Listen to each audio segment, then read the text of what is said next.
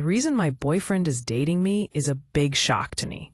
He is dating me because I kept myself, because I didn't pop my cherry like other girls until I became a full-blown adult. He said he wanted to experience what it felt like to pop a cherry. I am Lucy, a bookish 24-year-old art history major with a penchant for vintage fashion and a deep-seated belief in old-fashioned romance. My world is often filtered through the sepia tones of classic films, which is probably why I miss the warning signs hidden in the sharp modern glare of reality. My friends call me a dreamer, and maybe they're right. I've always worn my heart on my sleeve, hoping someone would finally see it as a treasure, not a vulnerability. I had spent my life waiting for a love that felt epic and true, and when Derek looked at me, I foolishly thought my story had finally begun. He was nothing like the men who usually showed interest. He was rugged, an engineering student with a dangerous edge, a man whose profile belonged on a magazine cover. He told me I was a mystery he wanted to solve. Over the next few weeks, as our connection deepened, I confessed a truth I held close. I had never been in love, never truly loved in that committed, physical way. For Derek, that confession seemed to be the final, alluring piece of the puzzle. He didn't just want to date. He seemed to want to claim on my innocent heart, a chapter that only he could write. If you're watching this, subscribe, and let me know where you're watching from. Derek's pursuit was relentless, a whirlwind of late-night calls and surprise visits. He showered me with attention, making me feel like the absolute center of his universe. I, in turn, surrendered completely to the intoxicating newness of first love. After our first intimate night together, a night I had built up in my mind as a sacred cornerstone of our relationship, my attachment intensified dramatically. It was as if a switch had been flipped, turning my cautious affection into an all-consuming devotion. I started sending him cheerful, affectionate texts the moment I woke up. "Good morning, my love," and "Thinking of you, babe." I even used his picture on my social media status, a public declaration of a love I felt was undeniable. To me, this public display was a normal, beautiful step in a serious relationship. I thought we were building a future. Meanwhile, Derek started to feel suffocated. He saw my messages not as expressions of love, but as shackles closing around his freedom. He barely tolerated the 24 hours my posts stayed up, sighing in relief when they finally expired. He was growing weary of the constant digital leash and the pressure of being someone's everything. He looked at my picture, this kind, devoted girl, and felt a strange mixture of pity and distaste. He had gotten what he wanted, the experience, the thrill of the chase, and now the aftermath was just noise. He needed an exit plan, and he needed it fast, before my earnest affection completely trapped him. The intense pull I felt was the very thing driving him away. Derek, recognizing his role in my deep emotional commitment, felt a fleeting pang of guilt, not enough to be kind, but enough to offer a bribe. He bought me an expensive new smartphone, not as a gift of affection, but as a preemptive measure, a softening agent for the blow he knew was coming. "At least she'll be happy about the phone," he told himself, viewing the gesture as an investment in his own smooth escape. The phone only amplified my attempts to connect, turning a simple, "How are you?" into a flood of messages and calls. The sheer volume became unbearable for Derek. If he didn't reply within an hour, the worried texts would begin. "Are you okay? Did I say something wrong?" The space he needed was shrinking to nothing. He was starting to actively resent my persistence, the way I seemed to need constant reassurance that he hadn't disappeared. He had only been interested in a temporary exploration of an experience, not a lifetime commitment, and he resented having to pretend. The charade was exhausting. He confided in his friend, Mabel, expressing his distress and his urgent need to break things off. He even considered the most drastic, manipulative option, faking a tragic family event. "I could say my father passed away," he mused darkly. Use the sadness and depression to bolt away clean. He was prioritizing his ease of escape over my emotional well-being, ready to enact a devastating betrayal.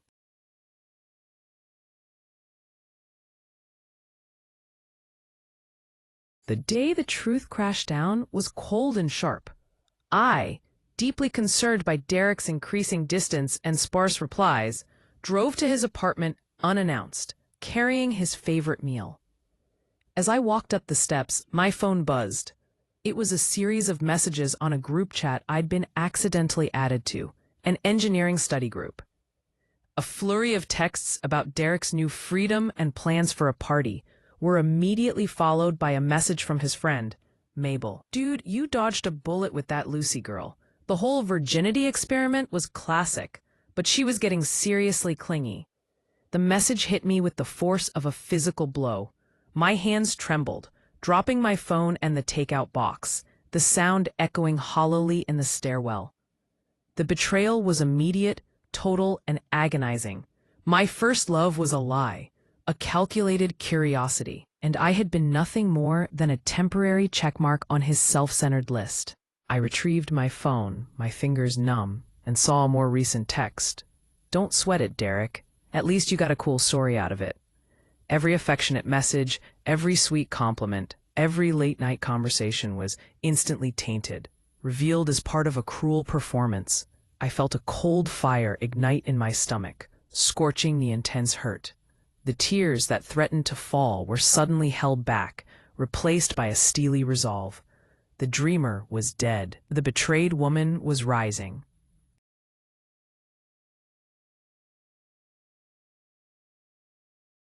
I didn't cry. I didn't call. I simply turned around, the untouched meal a symbol of my wasted devotion.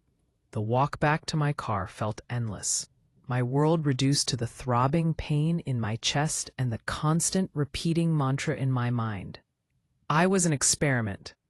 I got into my car, staring blankly at the dash, remembering the night he told me I was special. I now knew he had only meant special specimen. "What did I do to deserve this?" I whispered. The question a ragged tear in the silence. But self-pity quickly hardened into something darker. My sadness was suddenly, violently replaced by pure, concentrated rage. I pounded the steering wheel, the shock finally giving way to a primal need for retribution. I didn't want him to feel guilty. I wanted him to feel loss. I wanted him to understand the depth of the pain he had inflicted. I cursed the day I met that devil in human skin. I cursed. I muttered, the words a solemn, binding vow. This wasn't about getting him back. It was about evening the scales, about ensuring Derek's calculated cruelty did not go unanswered. The naive girl who bought into romance was gone. A much colder, calculating force had taken my place, driven by a desire for sophisticated, precise revenge.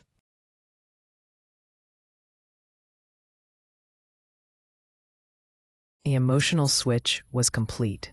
I deleted every one of Derek's messages, every selfie, and every memory marker on my phone. I didn't block him immediately. Instead, I employed the ultimate psychological tactic: silence and absence. When he texted, I didn't reply. When he called, I let the phone ring, watching his name flash on the screen with chilling indifference. The silence, I knew, was a far more effective weapon than any angry confrontation. Derek, who hated being ignored, immediately grew agitated. He was expecting hysterics, tears, and a dramatic scene. He was not prepared for my cold disappearance. His relief that I hadn't started a fight was rapidly replaced by confusion and a growing sense of panic. He started to worry about the phone he bought me. He began to text me, not with affection, but with low-grade anxiety. "Hey, are you okay? And why aren't you answering?" Did something happen? He was experiencing a tiny fraction of the anxiety he had so cruelly inflicted on me. I watched his texts escalate from casual check-ins to demanding questions. A small, satisfying victory. I was no longer the clingy girl. I was the one holding all the power in the silence. I needed time to formulate my plan, and the silence bought me precisely that. I knew that any successful revenge needed careful planning and an inside perspective. I recalled the name from the group chat, Mabel. Mabel was Derek's longtime friend, a cool, reserved girl who had always been distantly polite to me. I did a little digital detective work, found Mabel's social media, and began subtly engaging. I messaged Mabel, not about Derek, but about a shared interest in campus events. Over the course of a week, I crafted a believable narrative of distance, that I was the one who had cooled things off with Derek, that he had become too intense. Mabel, loyal to Derek, but also intrigued by the idea that he had been dumped, was a willing, though unwitting confidant. I cultivated the relationship with painstaking care, making myself appear strong, independent, and completely over Derek. Mabel began to offer tidbits of information about Derek's life, his insecurities, his secrets, and his true intentions, all while thinking she was reinforcing my decision to leave him. Honestly, he never handles rejection well, Mabel revealed one afternoon. I absorbed every detail, cataloging his weaknesses, realizing that Mabel was the key I needed to unlock Derek's vulnerabilities. The girl he saw as a nuisance was about to use his own inner circle against him.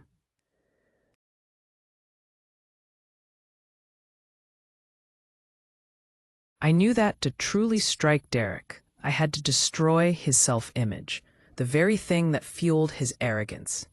I began a radical transformation, not to please him, but to become a woman so undeniably successful and self-assured that my very existence would be his punishment.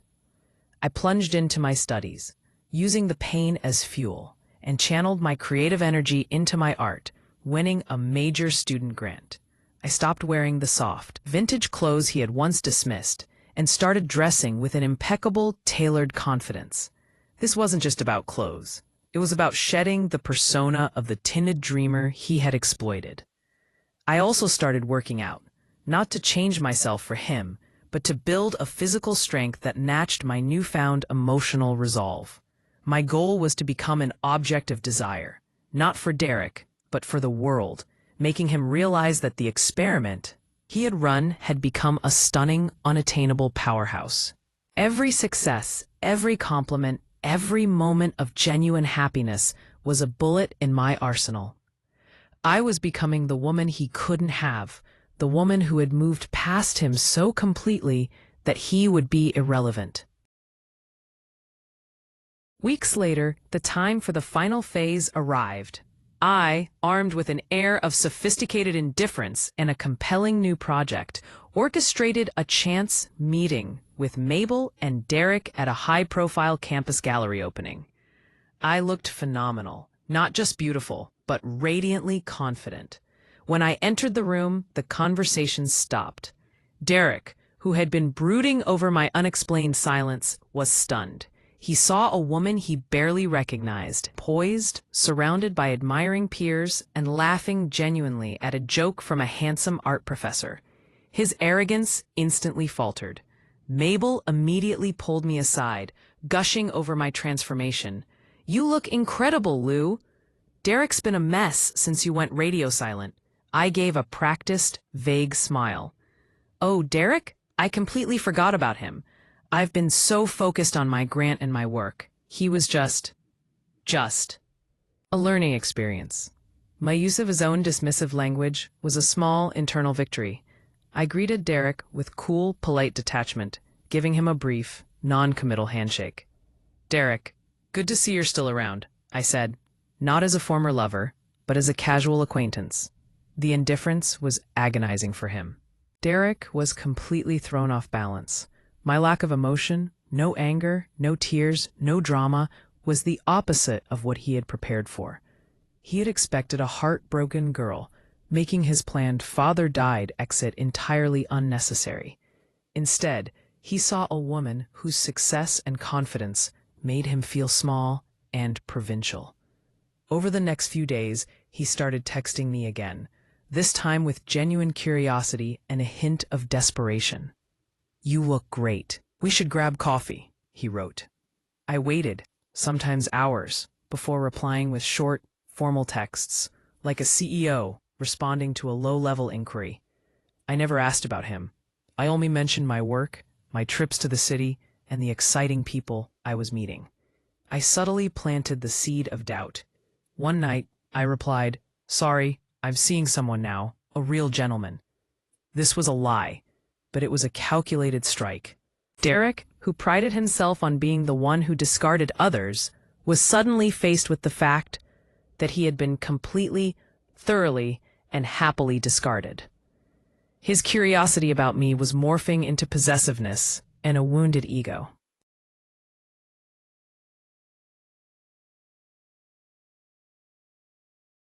The final devastating phase of my revenge was set for the university's annual Founders' Day Gala. I, invited as a scholarship recipient, wore a breathtaking dress and commanded the attention of the room. I arrived with the handsome art professor I'd been mentioning, a clear signal of my new status. Derek was there, staring at me from across the room, the picture of impotent resentment. During my thank you speech for the grant, I paused, my voice steady and clear. I talked about finding inspiration in unexpected places. "My art project is about masks," I announced, my eyes finding Derek's in the crowd. "It's about the lies people tell to manipulate the genuine kindness of others. It's about being used, experimented upon, and then finding the strength to turn that betrayal into fuel." My tone was calm, not angry, but the weight of my words hung heavy.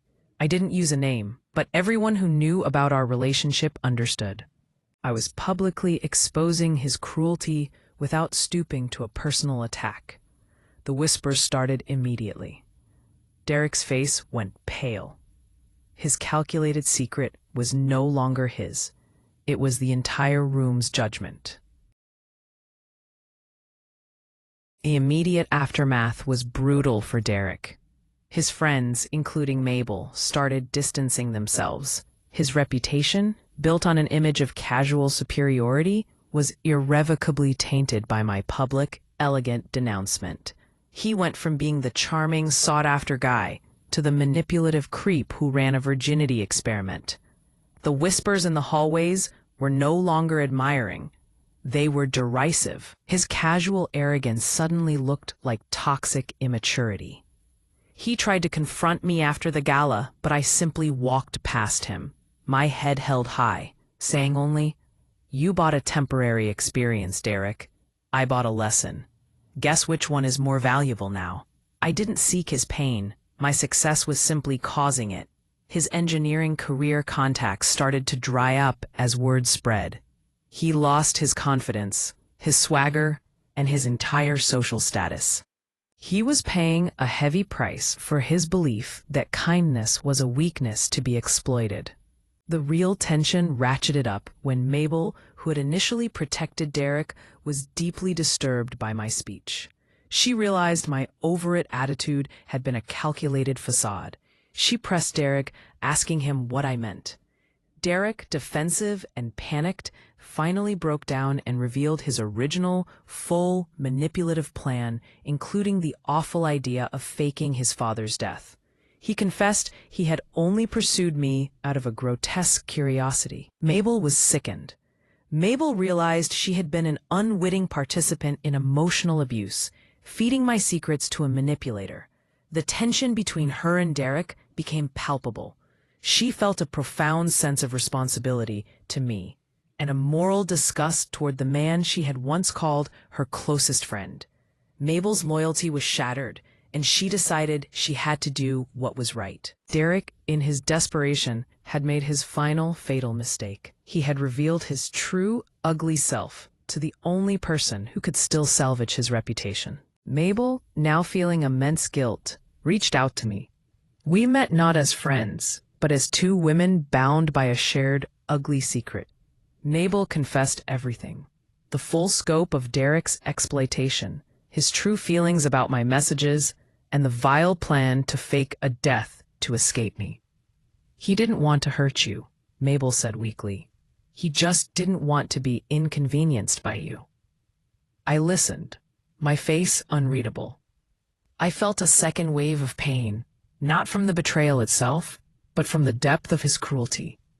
Mabel, desperate to make amends, offered me the final piece of the puzzle, a series of damning, saved text messages where Derek openly discussed his experiment with other friends. Mabel made a choice. She gave me the evidence I needed to destroy the last vestiges of Derek's public image.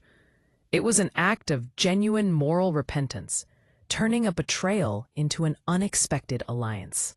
Armed with solid, undeniable proof from Mabel, I made a final, powerful, and surgical move. It was time to stop dealing in whispers and start dealing in facts. I used the new technology I'd gained, ironically, from the expensive smartphone Derek had bought me as a guilt offering, to my advantage. I didn't rush. I compiled the saved text messages, voice notes, and screenshots into a meticulous, anonymous, and professionally presented online document. This wasn't some messy social media rant. This was a chronological indictment of his calculated cruelty, detailing the full sequence of events from the beginning of his experiment right through to his vile plan to feign a family tragedy for an easy escape. I strategically released the document to a handful of influential student organizations, campus news outlets, and even a few key social media watchdogs known for exposing campus misconduct. The goal wasn't just to expose him, but to contextualize his actions. The story immediately went viral, not as mere gossip about a bad breakup, but as a chilling expose on toxic male entitlement and emotional manipulation. The document provided the hard evidence that turned speculation into certainty, proving that his actions were premeditated and cruel, not accidental or clumsy. The consequences were immediate and severe. A digital tidal wave washing over his carefully constructed life.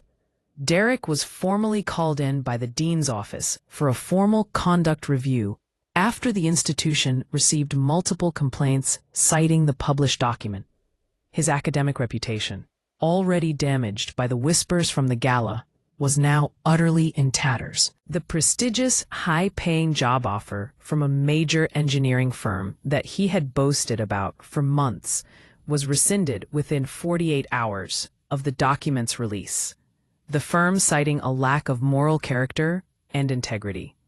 His carefully constructed, arrogant life was unraveling in spectacular fashion.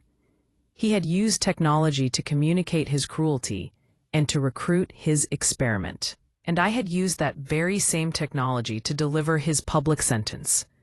The tables had completely and irreversibly turned. He was no longer the player. He was the played. Derek, now utterly ruined, desperate, and filled with a volcanic, raging self-pity, finally found me alone in the library parking lot late one evening. He cornered me near my car, his face pale and twisted with impotent fury, his designer coat suddenly looking cheap and pathetic on his trembling frame. He immediately launched into a frantic tirade, accusing me of maliciously ruining his life, his voice shaking with furious entitlement. "You're a monster. My job offer. My career. I bought you a phone.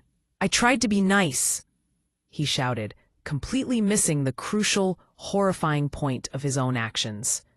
He saw himself as the victim of my overreaction, not the architect of my pain.